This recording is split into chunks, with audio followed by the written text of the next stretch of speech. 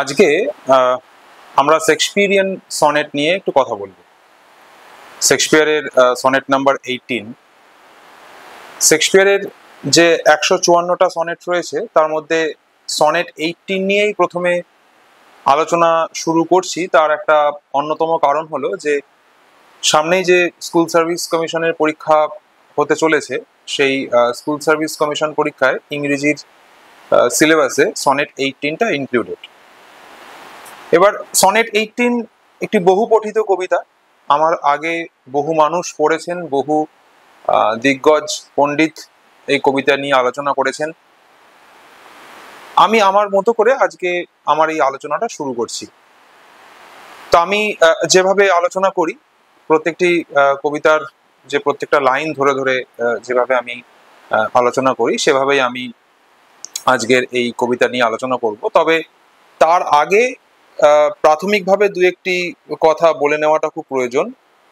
প্রথমেই যে কথাটা আমাদের জানা প্রয়োজন বা মাথায় রাখা প্রয়োজন, যে সময়ের যে অমনিপোটেন্স, সময়ের যে সর্বগ্রাসী ক্ষমতা, সেটা শুধুমাত্র যে উইলিয়াম শেক্সপিয়ারকেই ভাবিয়েছিল তা নয়।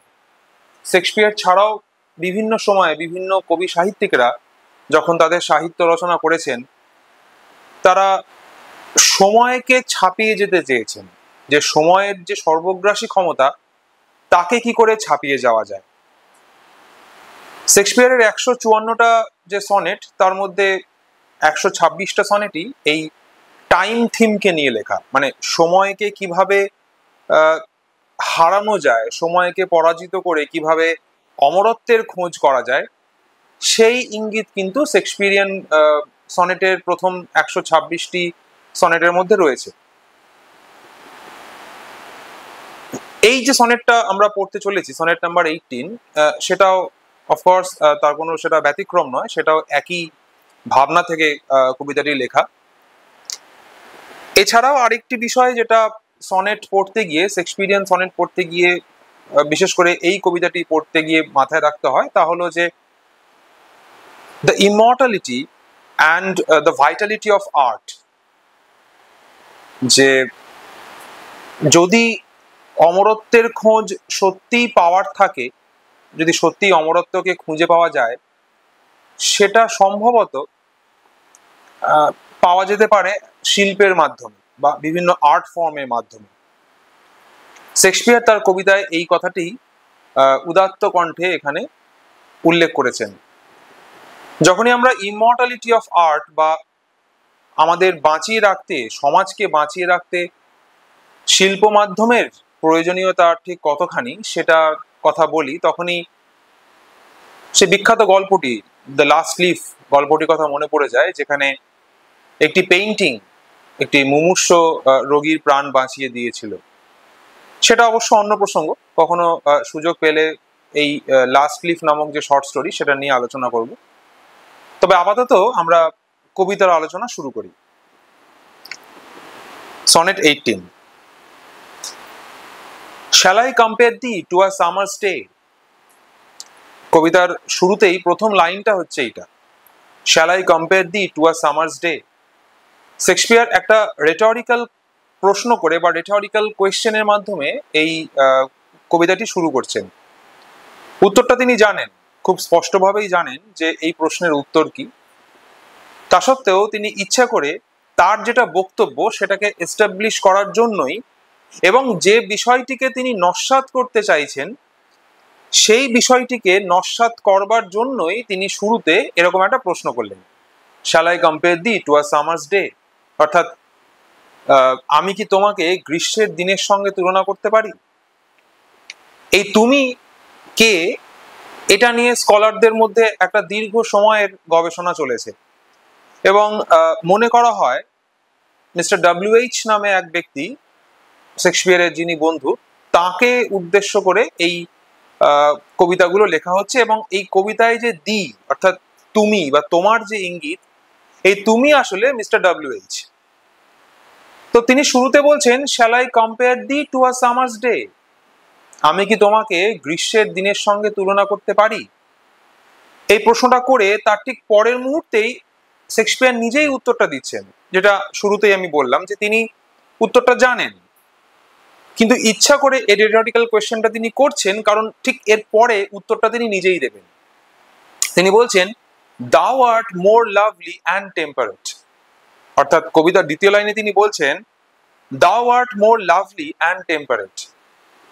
যে প্রথম লাইনে যে প্রশ্নটা তিনি করলেন যে তোমায় কি আমি গ্রীষ্মের দিনের সঙ্গে তুলনা করতে পারি, দ্বিতীয় লাইনে তিনি উত্তর দিচ্ছেন যে না, পারি না, কারণ দাও art more lovely and temperate, তুমি গ্রীষ্মের দিনের থেকেও বেশি, তোমার উষ্ণতা আরো বেশি এবং তোমার সৌন্দর্য আরো বেশি। যদি আমরা এখানে উষ্ণতাকে সৌন্দর্য দিয়ে ব্যাখ্যা করতে পারি, বা উষ্ণতাকে আমরা এমন একটা আবেশ দিয়ে যদি ভাবতে পারি যে যে আবেশের সন্নিকটে আসলে আমাদের ভালো লাগে, সেই নিরিখে যদি বিচার করা যায়, তাহলে শেক্সপিয়ার বলছেন যে তোমার যে উষ্ণতা, তোমার যে ব্যক্তিত্ব, তোমার যে সৌন্দর্য, সেটা গ্রীষ্মের দিনের চেয়েও বেশি বা গ্রীষ্মের দিনের চেয়েও ভালো।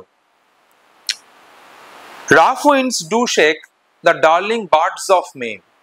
এবার তিনি চলে আসছেন যে এই পৃথিবীতে, এই প্রকৃতিতে কোনো কিছুই যে পার্মানেন্ট নয়, একমাত্র পার্মানেন্ট যদি কিছু থাকে সেটা হলো চেঞ্জ, বা এই পরিবর্তনশীলতা, পাল্টে যাওয়া।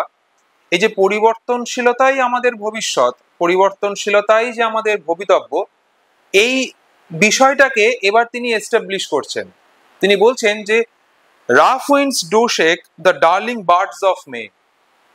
মে মাসের যখন নতুন ফুলের কুড়ি আসে, তখন শুষ্ক বাতাস, ঝোড়ো বাতাস সেই ফুলের কুঁড়িগুলোকে নষ্ট করে দিয়ে যায়।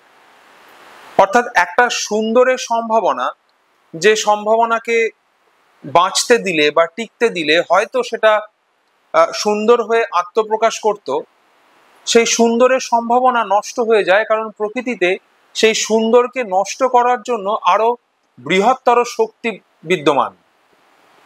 এই rough winds do shake the darling birds of মে, এই লাইনটার মধ্যে দিয়ে নেচার ভার্সেস নার্চার, এই যে একটা দ্বন্দ্ব, এই একটা ডায়ালেকটিক্স, সেটা চূড়ান্তভাবে প্রকাশিত হচ্ছে। যে প্রকৃতির যা কিছু সুন্দর, যা কিছু কমনীয়, তাকে নষ্ট করবার জন্য কোনো না কোনো একটা ভয়ঙ্কর শক্তি আছে। এবং এই কবিতায় তিনি বলছেন যে মে মাসে যখন ফুলের কুঁড়িগুলো ফুটতে শুরু করে, ঝোড়ো বাতাস, জলীয় বাষ্পহীন শুষ্ক বাতাস, যে বাতাসে প্রাণ নেই, যে বাতাস ধ্বংস করে, সেই বাতাস এসে ফুলের কুঁড়িগুলোকে নষ্ট করে দিয়ে যায়। তারপর বলছেন, and summer's lease hath all too short a date। যে সামার, যে উষ্ণতা, গ্রীষ্মের যে তাপ তাদের কাছে ভীষণ প্রিয়, সেই সামারের যে সৌন্দর্য, সেটাও বাড়ি অল্প সময়ের জন্য আসে। সামারের যে উষ্ণতা, সামারের মানুষকে আপন করে নেওয়ার যে ক্ষমতা, বা সামারের কাছে মানুষের ধরা দেওয়ার যে প্রবণতা, সেই ভালো লাগার যে পরশ, সেই ভালোবাসার যে ওম, সেটুকুও খুব অল্প সময়ের জন্য আসে। and summer's lease hath all too short a date। তার মানে যা কিছু সুন্দর, সেই সুন্দরের স্থায়িত্ব ভারী অল্প, খুব ক্ষণস্থায়ী। এই সুন্দর পারপেচুয়াল নয়, এই সুন্দরের অস্তিত্ব খুব অল্প সময়ের জন্য। এবং এই এই এই লাইনটার মধ্যে যেন এমন ইঙ্গিত রয়েছে যে এই সুন্দর কতক্ষণ টিকবে সেটাও বুঝি পূর্ব নির্ধারিত। এই এই চারটে লাইনে আমাদের প্রথম যে স্টানজা বা প্রথম যে কোয়াট্রেন, সেটা শেষ হচ্ছে। ফিফথ লাইন, এবার তিনি বলছেন, sometimes too hot the eye of heaven shines। একটা চমৎকার মেটাফর রয়েছে, সূর্যকে এখানে আই অফ হেভেন বলা হচ্ছে। তিনি বলছেন এই যে সূর্য, যার শক্তির কাছে এখনো কেউ পেরে উঠতে পারেনি, যার শক্তির কাছে আমাদের বিজ্ঞান এখনো পৌঁছতে পারেনি, বা যে শক্তিকে বিজ্ঞান এখনো পরাজিত করতে পারেনি, সেই সূর্যের যে উজ্জ্বলতা, তার যে স্থায়িত্ব, সেটাও কিন্তু একরকম নয়। তার যে সূর্যের যে কিরণ, তার যে উত্তাপ, সেটাও কিন্তু একরকম হয় না। কখনো কখনো সেই সূর্যের কিরণটা ভীষণ তীব্র বলে মনে হয়, আবার কখনো কখনো সেই সূর্যের উষ্ণতাকে ঢেকে দেয়, যেটা তিনি পরের লাইনে বলছেন। তিনি বলছেন, and often is his gold complexion dimmed. তাহলে আগের লাইনে তিনি বলছেন sometimes too hot the eye of heaven shines, পরের লাইনে বলছেন and often is his gold complexion dimmed। মানে সূর্যের যে আলো, সেই আলোর যে তীব্রতা, তার যে ইন্টেন্সিটি, সেটাও কিন্তু সবসময় একরকম হয় না। কখনো সেই আলো খুব তীব্র, আবার কখনো সে আলোর তীব্রতা কমে যায়, কারণ মেঘলা আকাশ সবটাকে ঢেকে দেয়। তারপরের যে লাইনটা সেটা ভীষণ সাংঘাতিক, and every fair from fair sometimes declines। every fair from fair, দুটো ফেয়ারের উল্লেখ রয়েছে, একটা অফকোর্স নাউন এবং একটা এডজেক্টিভ। তিনি বলছেন every fair from fair sometimes declines। প্রত্যেক সুন্দর বস্তু থেকে তার সৌন্দর্য একসময় নষ্ট হয়ে যায়। এই সুন্দর বস্তু হতে পারে মানুষের সৌন্দর্য, হতে পারে কোনো স্থাপত্যের সৌন্দর্য, কিংবা প্রকৃতির কোনো সৌন্দর্য। অর্থাৎ যা কিছু সুন্দর, সেই সমস্ত সুন্দর একসময় তার সৌন্দর্য হারিয়ে ফেলে। এবং এটাই সময়ের সর্বগ্রাসী ক্ষমতা, যে সময়ের যে রুথলেসনেস, সময়ের যে wrath, তার কাছে কোনো কিছু টিকতে পারে না বেশি দিন। যা কিছু সুন্দর, যা কিছুকে আজকে অক্ষয় বলে মনে হচ্ছে, সেটা আসলে অক্ষয় নয়, কারণ সময়ের যে আঘাত, সেই আঘাতের সঙ্গে পেরে ওঠা কারোর পক্ষেই সম্ভব নয়। তাই বলছেন, and every fair from fair sometime declines by chance or nature's changing course untrimmed। by chance, তিনি যুক্তি দিচ্ছেন, তিনি আগের লাইনে বলছেন যে প্রত্যেক সুন্দর বস্তু থেকে তার সৌন্দর্য চলে যায়। এবার কিভাবে চলে যায় সেটা তিনি পরের লাইনে বলছেন। তিনি বলছেন বাই চান্স, হতে পারে দৈবাৎ, কোনো it could be accidental reasons, কিংবা নেচারস চেঞ্জিং কোর্স আনট্রিমড, প্রকৃতির যে চেঞ্জিং কোর্স, প্রকৃতির যে পাল্টে যাওয়ার স্বভাব, পাল্টে যাওয়ার প্রবণতা, যেটা শুরুতেই বললাম যে nothing is as permanent as change. তো এই প্রকৃতির যে পাল্টে যাওয়ার প্রবণতা, এই কারণেও যা কিছু আজকে সুন্দর বলে মনে হচ্ছে, যা কিছু অ্যাকচুয়ালি সুন্দর আমাদের কাছে, সেটা একসময় আর থাকে না। প্রত্যেক সুন্দর বস্তু তার সৌন্দর্য হারিয়ে ফেলে। and every fair from fair sometime declines। 8 line শেষ হলো আমাদের, অর্থাৎ সেকেন্ড কোয়াড্রেন্ট শেষ হলো। Third stanza, but thy eternal summer shall not fade।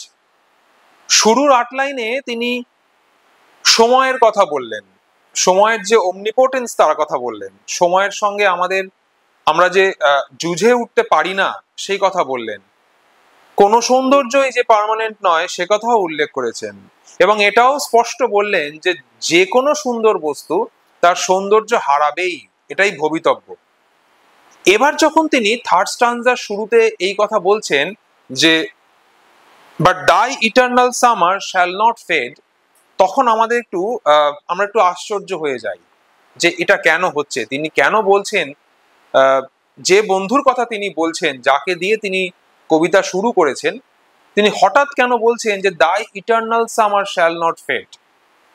যে তিনি স্পষ্টতই এতটা স্পর্ধা তিনি কি করে পাচ্ছেন, বা এতটা আত্মবিশ্বাস তাকে কে যোগাচ্ছে, যে তিনি নিজে সরাসরি বলছেন যে তোমার যে ইটার্নাল সামার, সেটা কোনোদিনও হারিয়ে যাবে না।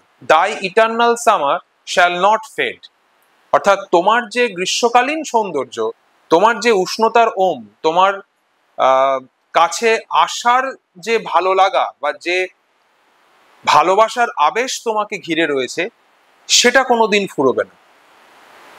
তিনি এত স্পষ্টভাবে কি করে বলছেন, এটা আমরা জানতে পারবো একদম কবিতার শেষ 2 লাইন যে কাপ্লিট, সেখানে গিয়ে। এরপর তিনি বলছেন nor lose possession of that fair thou owest। Second স্ট্যান্জায় তিনি কি বলেছিলেন, every fair from fair sometime declines. তিনি স্পষ্টই বলেছিলেন যে প্রত্যেক সুন্দর বস্তু থেকে তার সৌন্দর্য একসময় হারাবেই।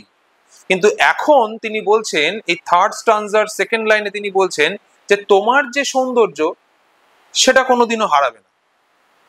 ভারী অদ্ভুত ব্যাপার।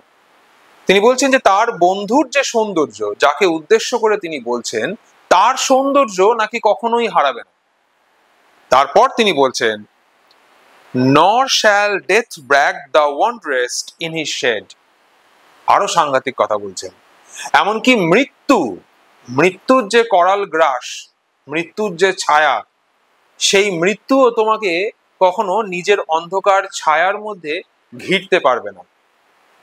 এই কবিতাটা নিয়ে যখনই আমি কথা বলি, আমার এই জায়গাটায় এসে বর্গম্যানের যে বিখ্যাত সিনেমা সেভেন সিল, সেই সিনেমার দৃশ্যটা মনে পড়ে যায়, যেখানে জীবন আর মৃত্যু পাশাপাশি বসে দাবা খেলছে। মৃত্যু একটা কালো পোশাক পরে রয়েছে, তার একটা কালো বড় চাদর, এবং জীবন সাদা পোশাক পরে রয়েছে। এই দুজনের মধ্যে মুখোমুখি একটা দাবা খেলা চলছে। তো যাই হোক, এই ইন্টারটেক্সচুয়াল রেফারেন্সটা আমার বারে বারে মাথায় আসে বলে আমি উল্লেখ করলাম। তো শেক্সপিয়ার বলছেন যে এমনকি সেই মৃত্যুও তোমাকে নিজের যে অন্ধকার করাল গ্রাস, তার মধ্যে কখনো ঘিরতে পারবে না। সাংঘাতিক কথা। এবার তিনি বলছেন কেন। এইখানটা এসে তার যে আত্মবিশ্বাস, তার কবি হিসাবে যে অহংকার, আমাদের সমাজে আর্ট ফর্মে যে প্রয়োজনীয়তা এবং অমরত্বের খোঁজ, যেটা দিয়ে আমি আলোচনা শুরু করেছিলাম, সে অমরত্বের খোঁজ যদি কেউ দেয়, সেটা যে একমাত্র আর্ট ফর্ম বা শিল্প মাধ্যমই দিতে পারে, সেই বার্তাটা তিনি স্পষ্ট করছেন। তিনি বলছেন, when in eternal lines to time thou growest, eternal lines, অর্থাৎ তিনি তার কবিতার কথা বলছেন। তিনি বলছেন, when in eternal lines to time thou growest, eternal lines to times, মানে এই যে কবিতার লাইনগুলো, এই কবিতার লাইনগুলো omnipotent, omnipresent and omniscience, এই যে তিনটে ধারণা আমাদের মধ্যে রয়েছে, সেই ধারণার ইঙ্গিত বহন করে। এই তিনটে লাইন ইটার্নাল, এরা কখনো হারাবে না। এমনকি সময়েরও ক্ষমতা নেই যে এই তিনটে লাইনকে মানুষের মন থেকে মুছিয়ে দেয়। একদম শেষ পর্যায়ে চলে এসেছি আমরা, যেখানে শেষ দুটো কাপলিট তিনি লিখছেন, so long as men can breathe or eyes can see, so long as men can breathe or eyes can see, যতদিন মানুষ নিঃশ্বাস নেবে এবং চোখ দিয়ে মানুষ দেখবে, so long lives this and this gives life to thee, ততদিন তুমি বেঁচে থাকবে, কারণ ততদিন এই কবিতাটি বেঁচে থাকবে এবং এই কবিতার মধ্যে তুমি বেঁচে থাকবে। আরেকবার বলি জায়গাটি, so long as men can breathe or eyes can see, so long lives this and this gives life to thee, যতদিন মানুষ চোখ দিয়ে দেখবে, মানুষ নিঃশ্বাস নেবে, ততদিন আমার এই কবিতার লাইনগুলো বেঁচে থাকবে এবং এই লাইনের মধ্যে দিয়ে তুমি বেঁচে থাকবে। এইখানটায় এসে শেক্সপিয়ার স্পষ্ট করে দিচ্ছেন যে আমাদের সমাজে শিল্প মাধ্যমের প্রয়োজনীয়তা ঠিক কতখানি।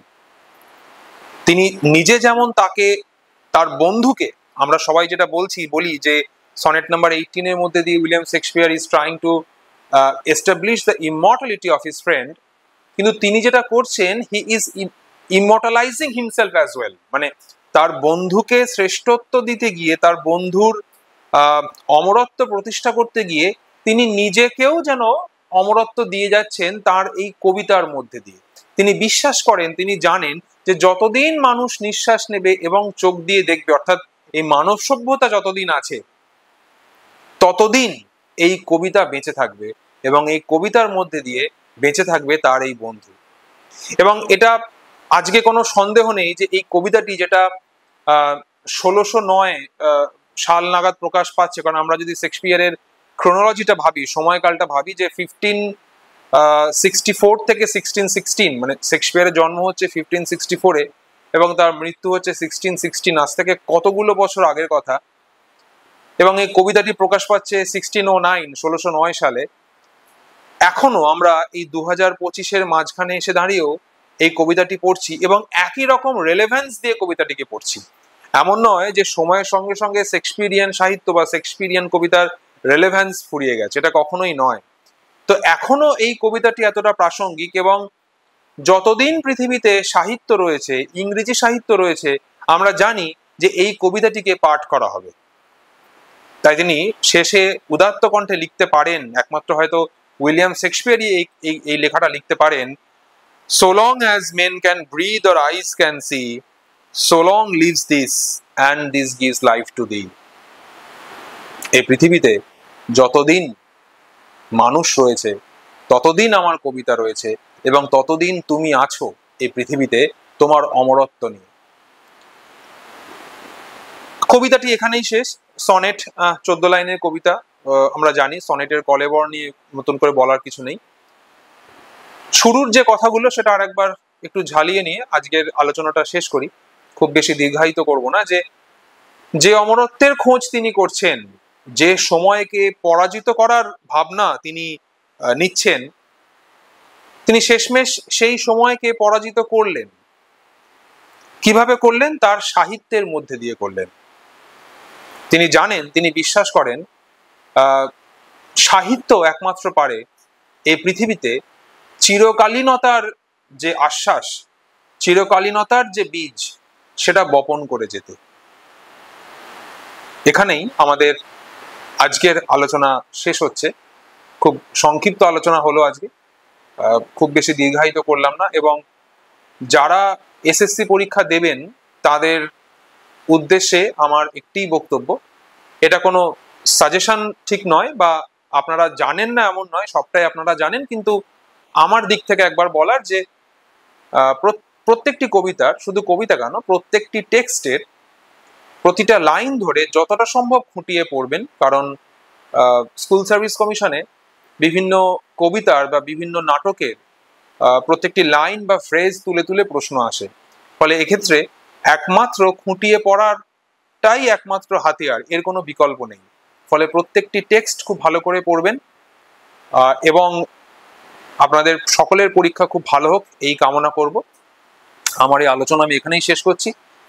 যদি মনে হয় আমার এই একাডেমিক চ্যানেলের আলোচনা আপনাদের সকলের ভালো লাগছে তাহলে অবশ্যই জানাবেন।